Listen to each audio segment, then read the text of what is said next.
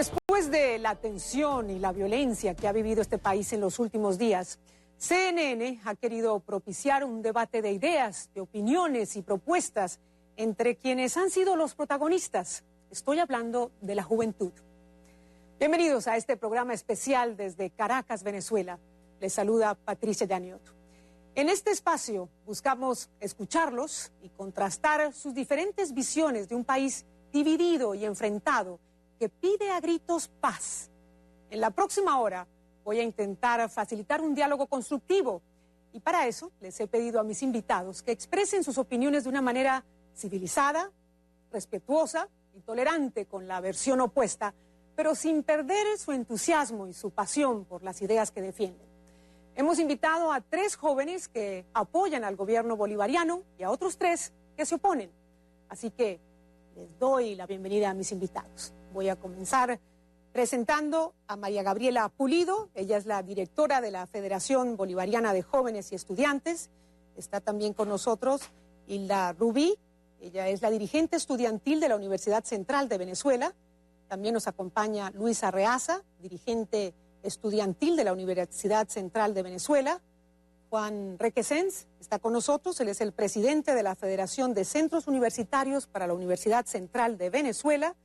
Le doy la bienvenida a Hernando Silva, secretario de Asuntos Nacionales de la Federación de Centros Universitarios. También está con nosotros Julio Jiménez. Él no es estudiante, él es activista de izquierda, pero es un opositor del gobierno que preside el presidente Nicolás Maduro. Gracias a todos por acompañarnos. Y bueno, quiero comenzar preguntándoles qué es lo que ha pasado hasta ahora en Venezuela que desembocó en este estallido de violencia, en estos enfrentamientos que parecen tener un ingrediente de venganza. Comencemos contigo, María Gabriela. Bueno, Patricia, primero agradecer esta invitación de parte de CNN, que aplaudimos, pues que realmente se transmita a través de CNN las dos visiones del país que queremos y en el país en el que creemos. Lamentablemente llegamos a este punto no de enfrentamientos, existen manifestaciones por parte de un sector opuesto al gobierno legítimamente electo por mayoría, quien eligió al presidente Nicolás Maduro y que ejerciendo su derecho a la protesta consagrado en la Constitución de la República Bolivariana de Venezuela, pues están en las calles de manera no pacífica, sino generando focos de violencia. Hasta los momentos, bueno, hemos podido contrarrestar esos focos, la Fuerza Armada Nacional cumpliendo con los parámetros establecidos en la Carta Magna, garantizando el derecho a la protesta, pero siempre y cuando esa protesta no culmine en hechos lamentables, como lamentablemente hay que decir, ha desembocado las últimas manifestaciones de los sectores de oposición en este país.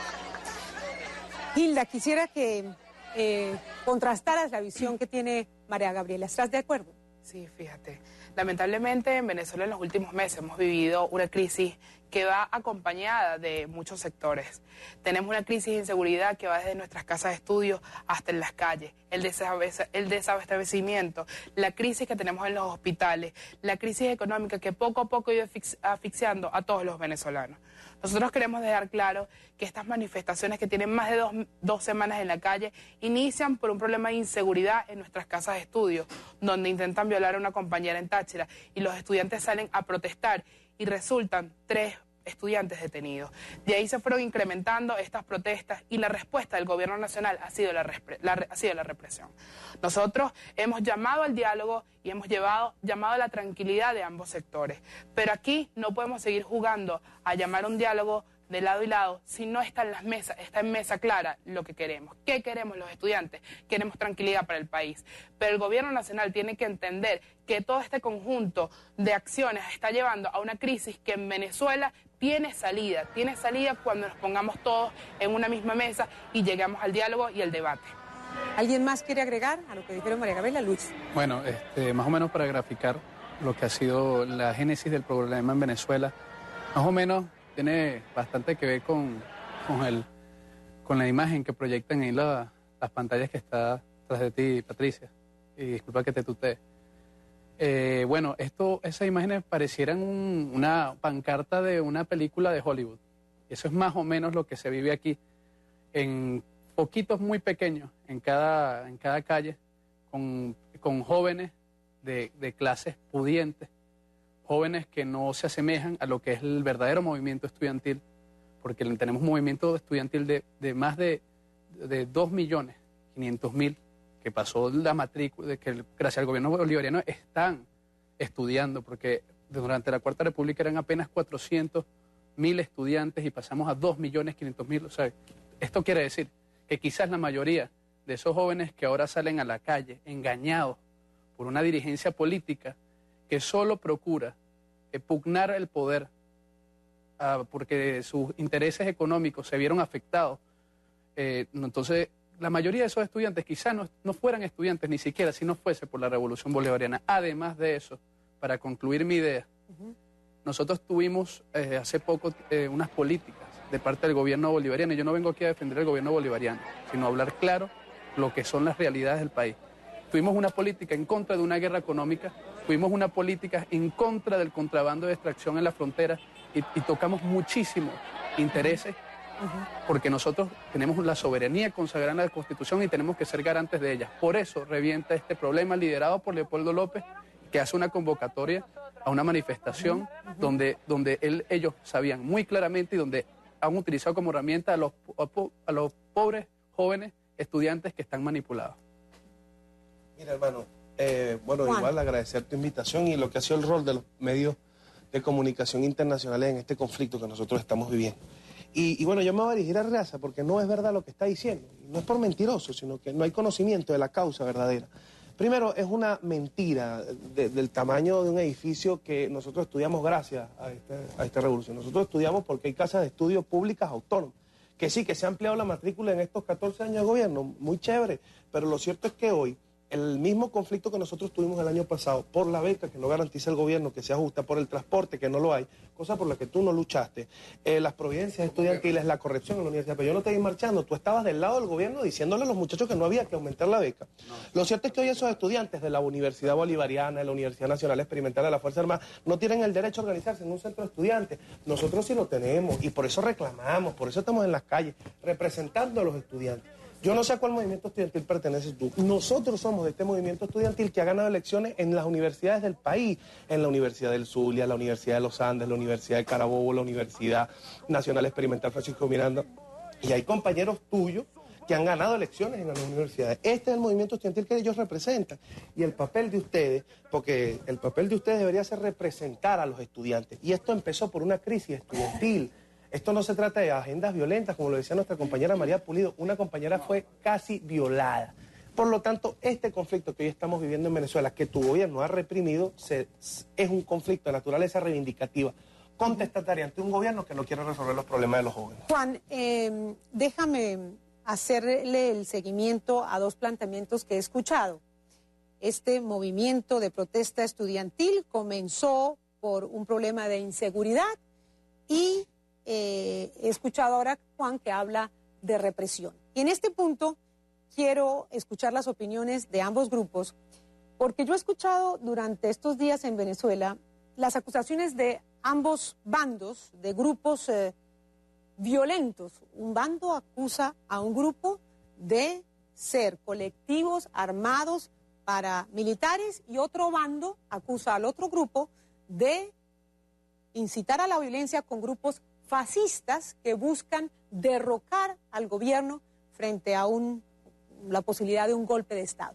Y la pregunta es la siguiente: ¿hay posibilidad de que un bando se pueda referir al desarme de los grupos colectivos y ponerle una fecha y un plan? ¿Y hay posibilidad en el otro bando de desarticular esos grupos violentos que están destruyendo las instalaciones públicas? Y aquí, Julio, te voy a dar la palabra a ti. En principio, un saludo a toda la audiencia de Latinoamérica y a los pocos privilegiados venezolanos que pueden ver esta señal antes de que el gobierno la saque de la parrilla de las cableras. Lo primero que hay que decir es que hay que definir niveles de violencia acá. No es lo mismo un muchacho con piedra, una molotov quemando un caucho a una persona con un fusil de asalto AR-15 o con un fusil 5.62. Aquí solo el gobierno manipula las armas. Quien está reprimiendo es la Guardia Nacional Bolivariana, la Policía Nacional y los colectivos armados, contra unos manifestantes que, si bien en mi opinión no están haciendo lo correcto, no poseen armas de fuego. Evidentemente, existe un caos en el país. Yo comparto con Arriaza en que son muchos focos, no es un foco, pero son focos que en definitiva no es fácil apagarlo. O sea, ¿cómo nosotros le decimos a la familia de la muchacha que mataron en Valencia que no proteste? ¿Cómo nosotros le decimos a los familiares de Basil que no protesten? ¿Cómo nosotros le decimos a los familiares de los 400 detenidos que van en los últimos 10 días que no protesten cuando hay 75 que todavía están en manos de la no justicia? ¿Cómo nosotros le decimos a los desaparecidos, a sus familiares que no protesten? Porque hay que ver también que los niveles de represión no solo fue por la vía de las armas. Lo que pasó en Parque Carabobo, en Caracas, donde más de 30 muchachos salieron corriendo de los disparos, huyendo hacia la policía científica buscando resguardo, los reciben a punta de palo y los meten presos. O sea, también hay que decir las cosas como son. Porque ¿quién está protestando en la calle? Están protestando unos chicos que ni siquiera saben bien a lo que se están enfrentando y están siendo repelidos con balas. Yo creo que poner una barricada no merece que le den una bala a un joven venezolano. Hernando, te doy la posibilidad de que le contestes a Julio. Yo me permito diferir en que sea esa la postura. No creo que los estudiantes que están protestando ahorita los estén repeliendo con balas de parte de fusiles de AR-15, o no sé cómo se llaman los fusiles que acaba de mencionar el compañero Julio. Lo que sí sé es que hay compañeros que están ejerciendo una protesta, pero que están siendo objeto de manipulación para poder generar focos de violencia en algunos sitios del país. Hay que mencionar que, por ejemplo, la comunidad de Antímano, la comunidad de Macarao, la comunidad del 23 de enero, no está encendida por parte de estos grupos violentos, y ahí también hay estudiantes universitarios. También hay que destacar que estos focos de violencia han sido en el este de Caracas. Pero yo quiero hacer un punto acá, para poder mencionar algo. Aquí nosotros nos estamos dando cuenta de que cada vez que la oposición venezolana, mediante alguno de sus operadores políticos, que esta vez le tocó a Leopoldo López, asume una situación donde no se ve beneficiado en las elecciones democráticas que se realizan en el país, porque ellos, hay que decirlo, de 23 gobernaciones, tienen solo 3 gobernaciones, de las alcaldías donde pensaron que nos iban a barrer el gobierno bolivariano y todos los candidatos de la revolución arrasaron con la propuesta de las candidaturas de la oposición. Ellos no se han visto beneficiados. Por ejemplo, en las candidaturas de Enrique Capriles Radonsky, el 15 de abril murieron 11 personas, en las cuales fueron víctimas de ese fascismo desatado que no concibe el Estado democrático y que fueron derrotados en unas elecciones para poder obtener el poder por la fuerza. Vamos a irnos a nuestra primera pausa y continuamos en breve en este debate de ideas constructivo entre jóvenes que apoyan y se oponen al gobierno de Nicolás Maduro. Volvemos enseguida.